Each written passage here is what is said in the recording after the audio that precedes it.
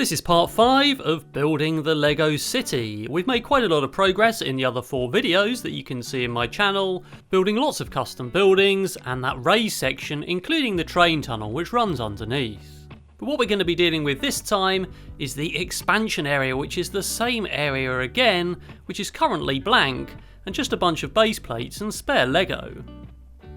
All of my base plates are stuck to 2 pieces of plywood, and of course there's a seam in the middle so I can move the city if I have to, and we can see that separates just by removing a few bricks.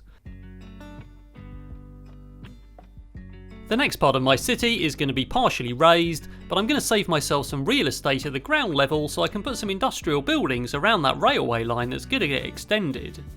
So for now I'm just building up some towers and using some 1x16 and 1x8 stud bricks, so that we can put some base plates on there, some road plates, and generally get a raised area to build on. And I'm continuing to use the new road system here, as well as some 8x16 and 16x16 stud plates.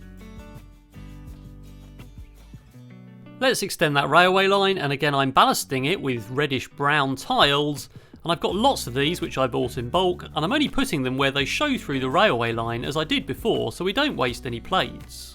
And that's going to extend all the way along to the other end where I'm planning to build a little railway station. So let's put that track on, and that should fit neatly with just those reddish brown tiles showing between the gaps.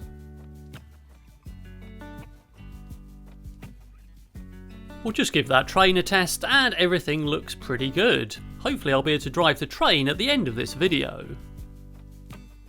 There's going to be another section of road coming out of a tunnel on the new raised section and going across a level crossing across the railway line. So I'm just placing that and making sure that I bring it up by another set of plates so that it's the right level to go across on a level crossing.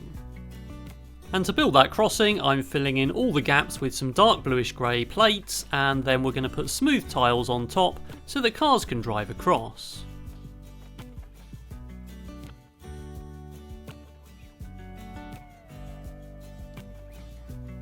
There may be more detail added later. I might put some of those yellow ridge tiles on that come with the new road system crossings, and there'll probably be some barriers, a fence and various other features added.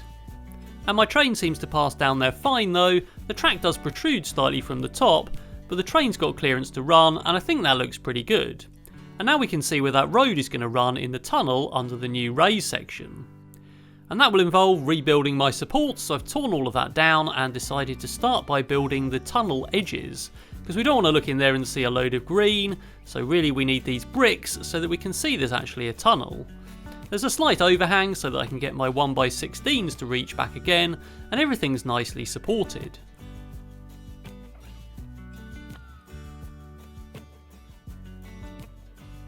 Well, it looks like a tunnel to me. So now it's time to build the rest of the city wall, and that's going to match the style of the existing raised section on the other half of the city. And that's light bluish grey bricks with a dark bluish grey base.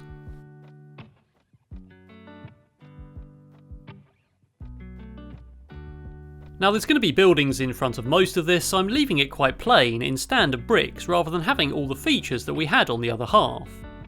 I'm using standard plates on this corner where there's going to be a kind of market square, and the rest will be the road plates and removable 8x16s along the back on smooth tiles. So now I can fit all of those and fit my road system along and begin to put that wall on that matches the rest of the city. And these are all in dark tan masonry style bricks, which is kind of one of the base colours for the city. You'll notice I've left a split in the bricks where there's a split in the base plate.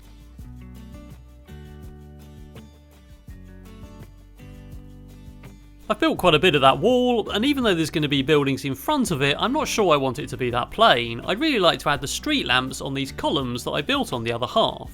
So I actually went back, tore it all to pieces and added those columns at just the right spacing, and that allows us to put those street lamps in that really sets off the city. For now you'll have to imagine buildings along the back as well as the upper raised city wall that we had on the other half, and buildings in the front either side of that new road and the level crossing, which are going to be fairly industrial. I've run out of light bluish grey bricks to complete the wall for now, but that will continue next time with that pattern and the columns to hold the street lamps. The other end of the road is going to go into another tunnel in a mountain range, which I'm also going to build next time.